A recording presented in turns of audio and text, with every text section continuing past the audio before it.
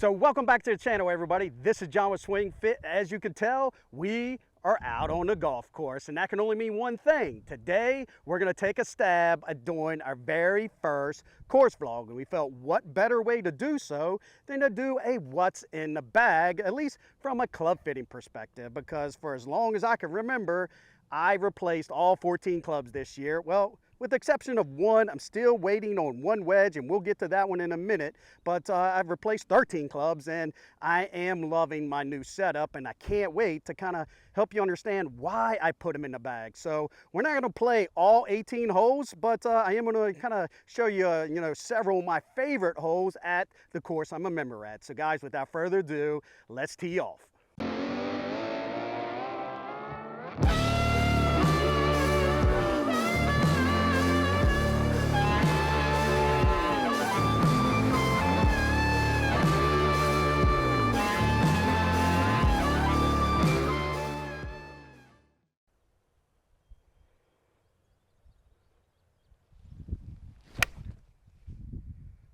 Absolutely crushed that one.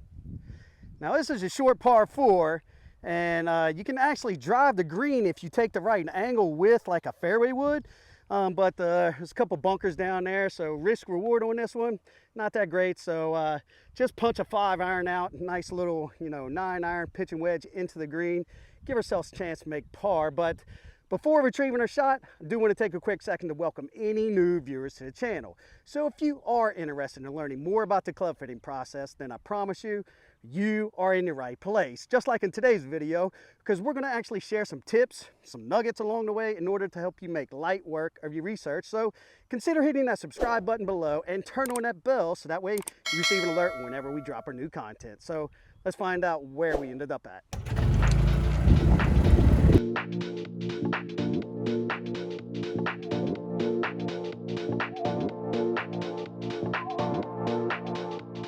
So that was a really good tee shot. It's about 202 with this bad boy right here, the JPX 921 forged irons. Now I am rocking a combo set this year. So the 5 and the 6 is the forged irons, and everything else is the 921 tours, and I'm absolutely loving this blended set. And we'll do another video diving deeper in when should you make the switch, but we'll leave that for another day. But there's something unique about the 5 and the 6 that I want to kind of clue you in on, guys. So take a look at the bottom of the sole here.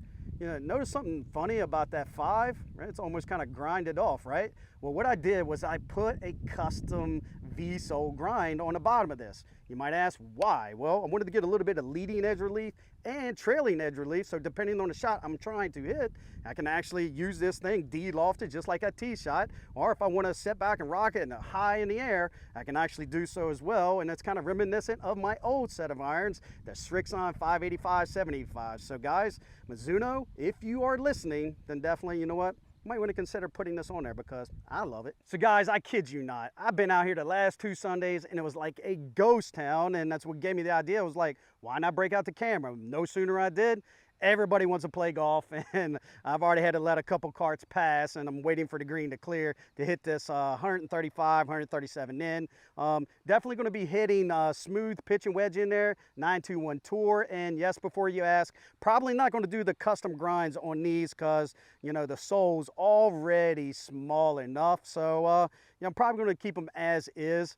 But while we're waiting on the green to clear, let's talk about the shafts I'm rocking in these irons, because it's probably a shaft you never heard about. So let's get a good close up here. So this is the Accra Isteel series shaft, and they come in 3 different weight options: 105, 115, and 125. And these are the 115s. And what's really unique about this Isteel series is almost kind of looks like it's a graphite shaft here, but it's not. It's got this nice, satin finish on it. But take a look at here at the top by the grip here. So you can count the steps here: 1, 2, 3, 4 steps, right?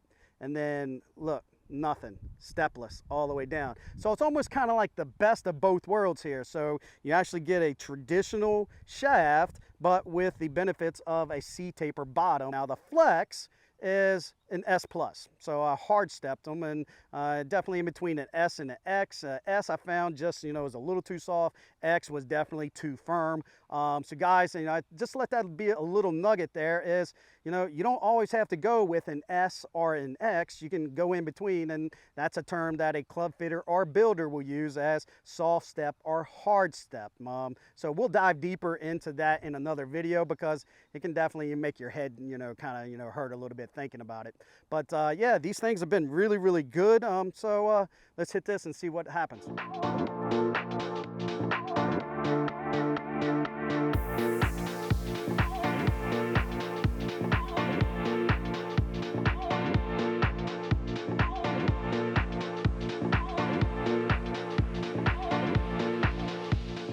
So it looks like we missed a green. I knew it leaked out to the right, but I'm glad it didn't find this bunker, and it's just right off here to the collar here, just off the edge. And see if you guys see what we got left here. So there it is, the flag, maybe about 8 paces back.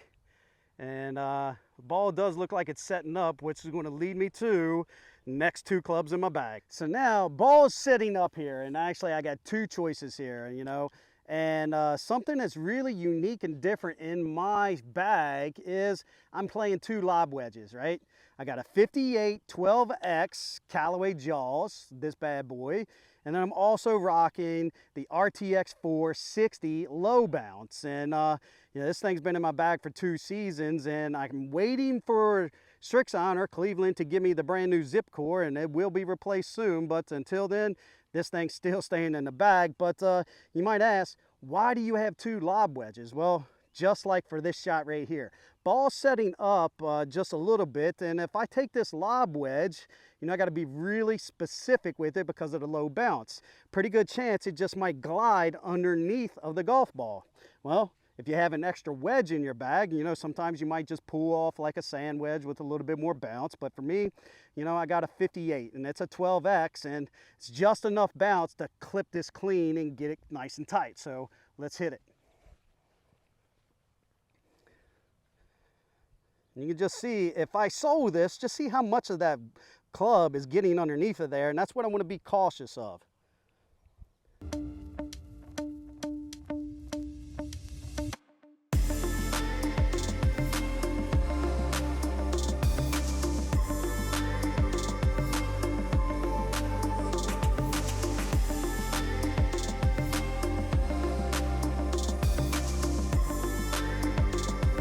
So not a bad way, tap in for par. And did you guys pick up on something there? So I showed you 2 lob wedges, but they was made by 2 different companies. And you might be wondering, well, what's your sand wedge, John? Is it a Callaway or is it a Cleveland? And I'm about to blow your mind, because it's neither. I'm actually playing a Mizuno T20 5408. And you might be scratching your head going like, well, John, why the hell do you add 3 different wedges from 3 different companies? Well, part of it is, it's a beautiful thing about being a club fitter and have access to every single wedge. And, with that, I'm going to actually put whatever wedge works well and put it in the bag and actually make sure that it fits the mold and what I'm trying to achieve here. There's a reason why I got to 60 and the reason why I got a 58, because I just want to be able to escape any type of lie condition around the green. Because just like that pitching wedge shot, it left me a little off to the right, and had I only had the 60, I probably would have flubbed it. So it's a good reason why to have 2 there. But let's talk a little bit about the 5408 and why I went with the Mizuno. And basically, guys, this thing here has just been a really, really good, versatile sand wedge for me. So not only can I use it with that 8 degrees of bounce, a little versatile grind there, to get in and out of all the different types of bunkers, but I found it to be the perfect wedge to hit a full shot, right? So it blends right in well and gaps perfectly with my last iron in my set. And this thing's just coming off a little hotter than some of the other ones. Why? Because it's not as spinny as the others. And that's just why, go with a wedge that's going to give you the desired shot shape, and you just might be surprised.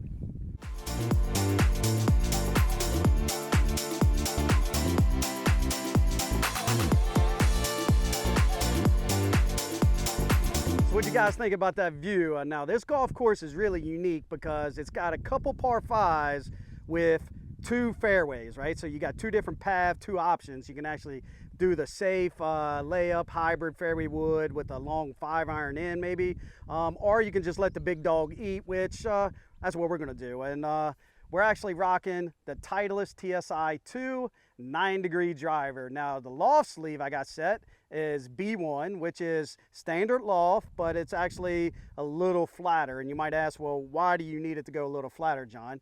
Well, you know, I'm only standing about 5'5", 5'6", you know, on good days with heels, but you know, definitely wasn't blessed in the height department. And with that said, I always found that the driver toe angle would always point back up at me. So I would always try to get that thing as flat as I can. Now, a little trick is you can actually go a little shorter length, and that will naturally flatten out your lie angle. And there's a lot of guys on tour that's playing like driver lengths 43.5, 44. I mean, heck, even Tiger Woods for the longest time played a 43.5, 44-inch driver, I believe. So yeah, it's really crazy, especially when you consider, you know, the length of today's drivers being about 45.5, 45 3/4, and some of them even pushing the envelope like Bryson and going to the extreme. But for me, this is cut right at 45 inches, and the shaft I'm rocking, the Fujikura Motori X F3 shaft 6S.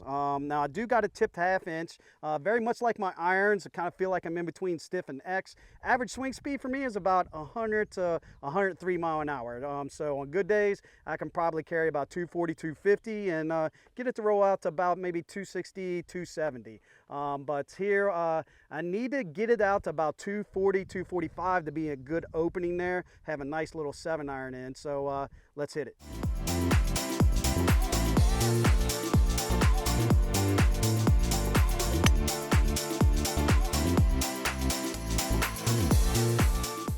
I don't know if I made it through the window, but we're gonna be really, really close. So let's go see. So before you ask, I did try the TSI 3 and I found it to be a little lower spinning than that of the TSI 2. So just let that be a frame of reference. If you need help with spin, get spin up, go with the TSI 2. If you need help getting spin down, go with the 3, and you really can't go wrong.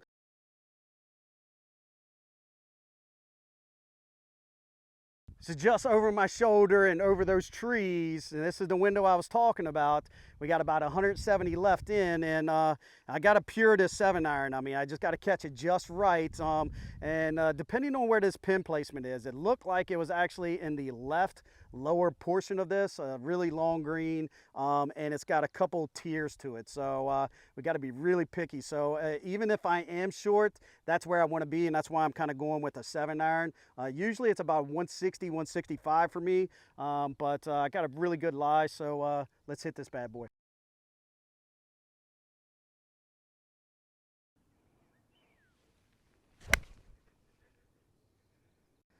I lost it in the sun, so I don't know, but it caught a little heavy.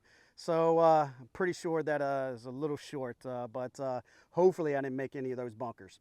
Now guys, I told you I caught that a little fat, and that brings me to my next coolest thing I got on my golf bag I want to show you. And that is from our good friends, Groove It Brush. If you guys haven't seen these yet, I mean, I'm sure you have, but if you don't have one, what are you waiting for? And here's a little tip for you guys. Get yourself 2 of them. Why? Because if you like rocking the beard like myself, maybe Trotty, maybe Fleetwood, you can put your favorite beard oil in this. Use the brush, kind of like get everything nice and good. A couple good squirts of beard oil on there from like our good pals at Bloom Beards. And I'm telling you, not only are you going to look nice on a golf course, you're going to smell good, and you're going to keep your clubs nice and clean to hit those beautiful shots.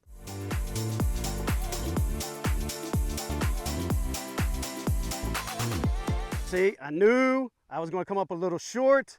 Even, I mean, I tell you, it's a good thing I actually caught a little heavy. You can see I have trouble up here. You know, I'm not a big fan of bunkers. I hate bunkers. But just look how nasty that bunker is. I mean, you know, it's probably about a 4 feet, 5 feet drop there. You know, you're down in a hole. And pin placement's actually pretty good for this one. But you can just see the contours of this green. You know, And these guys, greenskeepers here, you know, they pick some pretty gnarly pin placements. But today, not too bad. I can actually throw it up past the pin, let it come back a little bit. So I got about 30 yards. Now, I don't know if the mic can pick me up here. If so, awesome. I'm going to actually talk through this shot.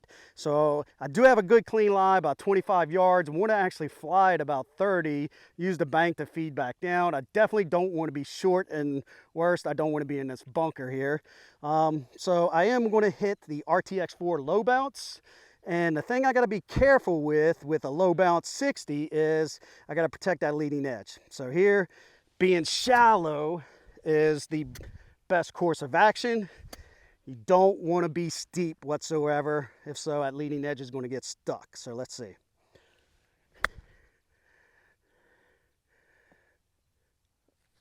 All right. Not a bad lead.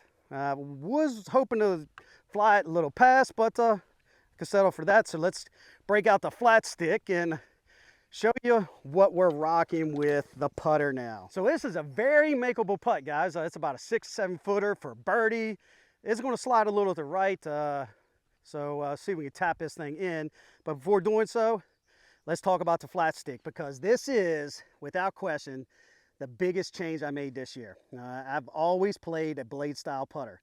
I played, you know, the Newports. I played the Ping Sigma Arna putters, right? Semi mallet, but still blade-like. Played, you know, the Anser style putters, you know. I mean, it's just, I've always rocked with these style putters, but this year's first year, I'm gaming a mallet. So let's take a look. All right, so here's the head cover. And if you've never seen one of these head covers before, then I'm gonna let you kind of in on a little secret. It's not the actual putter. So this is actually a PXG head cover. Why? Because I think it's just badass. But that's not the putter we're rocking. We're actually rocking the new Taylormade Spyder EX, the all ghost, decked out. It's got 3 red Scotty Jewels on. I'll put a little picture here so that way you can see the top down view. But this thing has been a beast. And for coming out of a blade style putter to this, that's a big transition. I'm really working on my technique. I'm trying to smooth it out, go left hand dominant, straight back, straight through with just a slight arc. And that's what I can really achieve with the slant neck here, because it's just got a little slight toe hang. And this actually works out really, really well.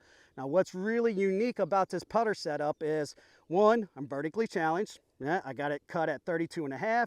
Going to have some swing weight issues, so I got a KBS Money Taper 130 iron shaft in this bad boy, right? I wanted a little bit more mass in between the head and the grip, and this was perfect. And I like this shaft because it's all blacked. So really, really good choice there. And I got about 37 grams of extra tungsten powder inside the shaft, because really just nowhere to put any extra mass or weights. And you can put some lead tape down here in the bottom track here, right? But didn't want to do that, so I just put it in the shaft, and it really helped me counterbalance this thing to get it to about D5, D6 swing weight. And the grip, not a Taylormade grip, so let's take a look here. So get a little closer here. This is the even roll gravity grip. So guys, if you never played one of these grips, it's a very unique grip. Nothing else out there on the market that feels like this. And just take a look at the profile here from the back. So you can just see it's got a nice flat top for your thumbs, but it's nice and deep into your hand. So if you are trying to take it straight back, straight through, this grip really allows you to do that. Now, what's also unique about the gravity grips is there's a steel rod that runs in the bottom part of this grip that just acts more as a counterweight to keep the hands or that mass down on the bottom side of that grip, which really helps. So let's see if we can tap it in.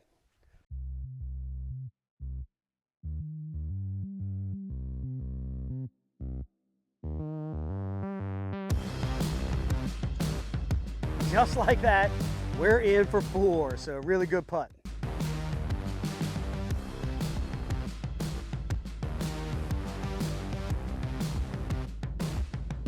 So hole number 7, short par 4, really got to know where the pin placement is, because this one has 2 full-size greens. And if you're in that front green, right, green 1, you're going to be in hybrid territory. And if you're in the back green, you're definitely 3-wood territory. And I already took a look.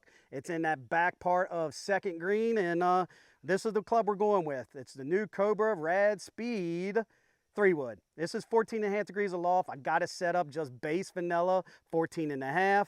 And the shaft I got it paired in is an old school Project X hazardous red shaft. I mean, this is the handcrafted one. Been gaming this one for several years. Absolutely love this shaft. But what's really unique is most fairway wood shafts, you go up in weight. So you're gonna, if you're playing a 60-gram driver, you're gonna go 70 grams. Well, for me, I felt that the 70 grams was too heavy for me, so I went lighter weight, but I stepped up in flex. So I'm actually gaming the 6.5, and just let this be a little tip, guys. If you ever feel that your 70-gram shaft just feels a little too cumbersome, then step down in weight, but go up in flex. And it's just a way to kind of, you know, marry the two together, and you just might be surprised. So let's give this bad boy a rip.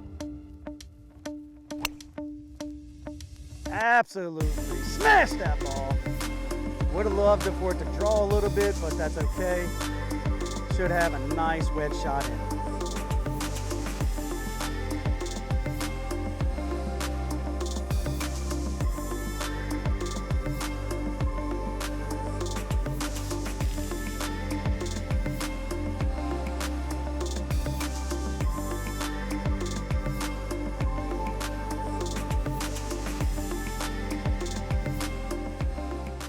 So you gotta love when you got a nice open fairway and you see the sign that says carts on path.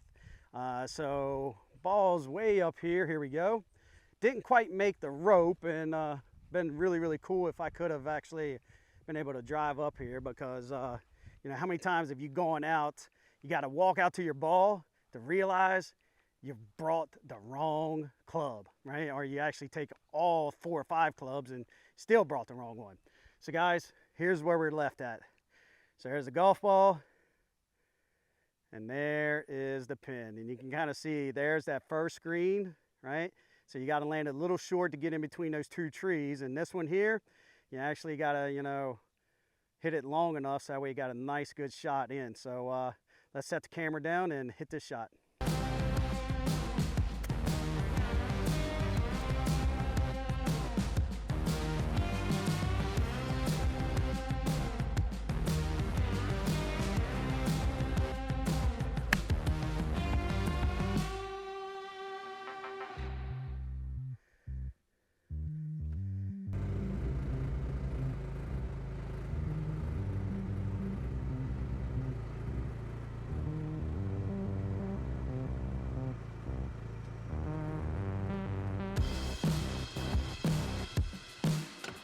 Guys, I just remembered that I haven't even told you the ball that I'm playing this year, and it's actually the same ball I've been playing for 2 seasons now.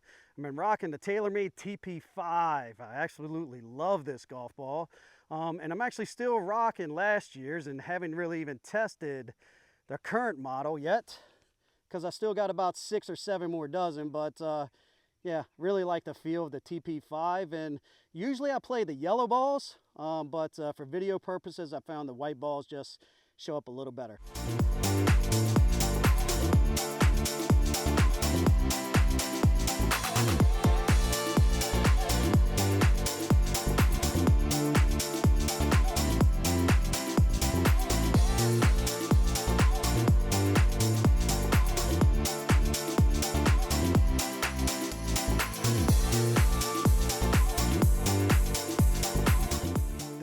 Hate when you miss a simple 4-footer. Ah, did not see that little break.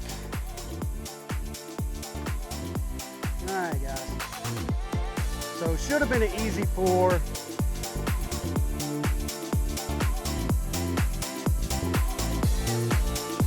So they call this golf course Rock Harbor. Why? Because it's actually on the back of a quarry. So all the fancy rocks that you see for landscaping all came from out of this quarry here, and then on the front side is a beautiful golf course. And I'm talking some picturesque, you know, type of views. So we're now standing on the top of a par 3 here. Just look at these views here. It's just beautiful.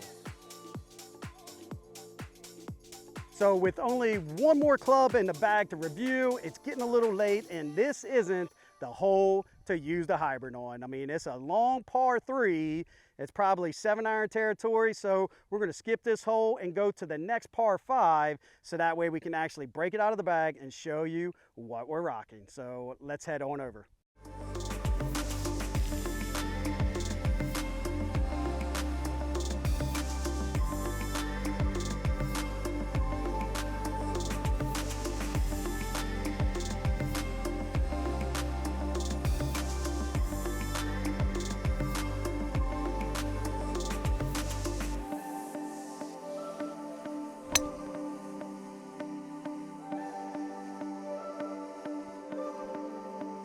Should be all right.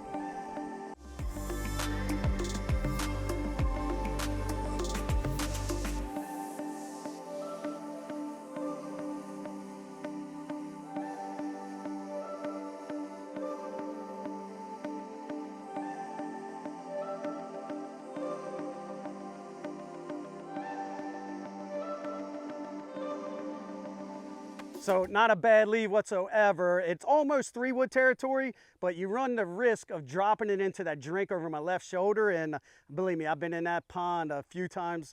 So the hybrid's the safe play here, which brings us to our last club.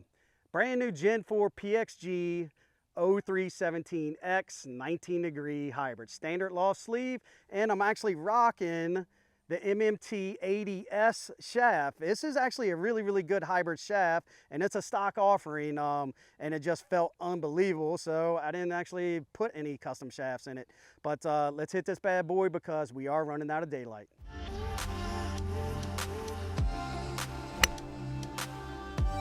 Oh, I smashed the crap out of that ball, but you guys see me come out of my stance?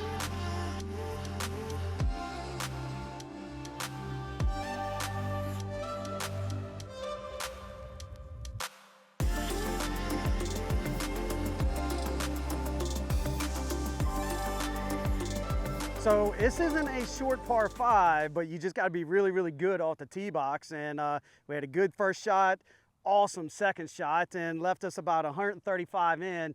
So we're in gap wedge territory, so let's see if we can hit it tight.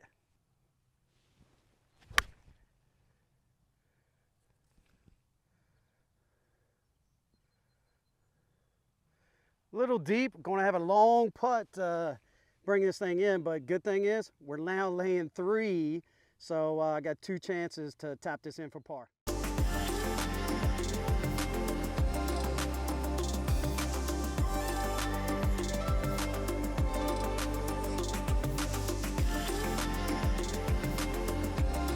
Guys, this is our last official hole of the day. Good news is we're laying 3. We do got a pretty lengthy putt for birdie, but we're going to see if we can do our best to at least get this in 2. But we do got to be back in. We only got 5 more minutes. Course shuts down at 8 o'clock. So let's see if we can drop these things in. But before doing so, if you have any questions or comments about today's video, about any of the golf clubs that I talked about today, you know, my custom unique set and why I did what I did, do me a favor, leave your questions in the remarks below, and I will do my very best to get you the answers that you're searching for. So let's see if we can make these putts.